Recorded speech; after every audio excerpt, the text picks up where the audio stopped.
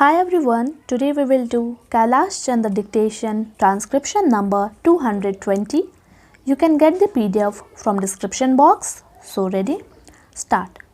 Madam Deputy Chairman, this discussion on the calling attention motion for textile industry has covered the whole gamut of the industry, from the grower of cotton to all other sectors.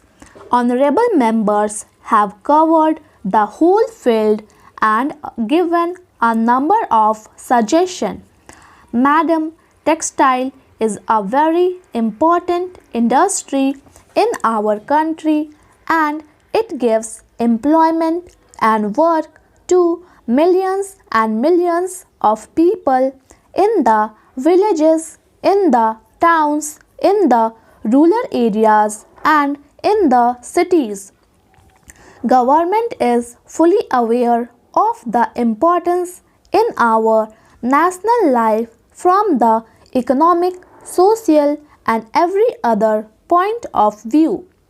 Broadly, there are three sectors of the industry: the unorganized handloom sector, the unorganized power loom sector and the organized mill sector. Madam, you would have observed from the speeches made here that there are some inherent contradiction in the interest of the various sector. Some members have in the same breath tried to support all the sector, and obviously there have been contradiction in their argument and their presentation. If you want higher prices for the cotton grower, how can you expect reasonable price of the cotton yarn for the handloom and power loom sector? So, because of this obvious contradiction, there is a demand all over that the textile policy has failed and therefore it should be reviewed. Madam, the textile policy was meant basically to reconcile the varying and at times conflicting interests of the various sectors, and therefore it has not found favor with any one sector, and all the sectors are more or less feeling dissatisfied. This is bound to happen when you have a very balancing proposition like the new textile policy, where the various interests have to be reconciled and given proper place. The textile policy can be judged from 3 or 4 points of view, and it has proved successful from those angles. There has been an increase in overall cloth production.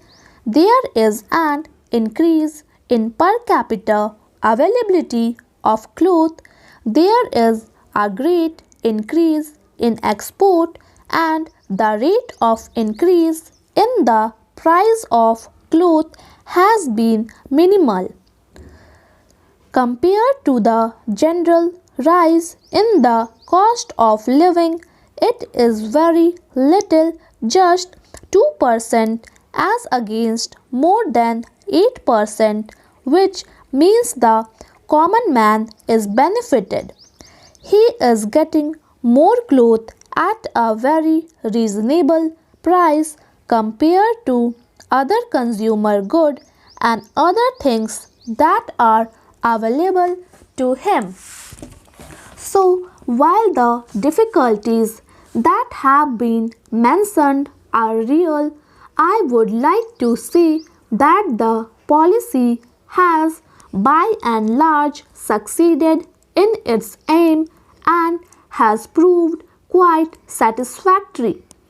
Therefore, to review it in a manner that would satisfy everybody is just not possible. But as we go along, we are trying to modulate this policy and implement this policy in a way in which we can give as much satisfaction to a sector which needs attention at a particular time.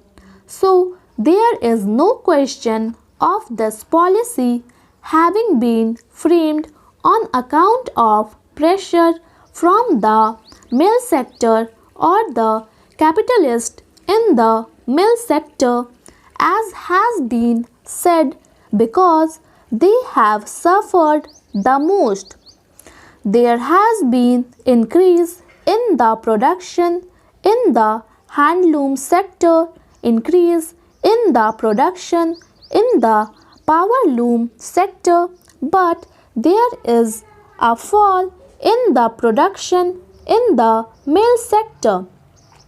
As has been said, mills have been closed in Ahmedabad and Bombay. If it were weighted in favor of the capitalist in the mill sector, as it has been said, why they have suffered the most.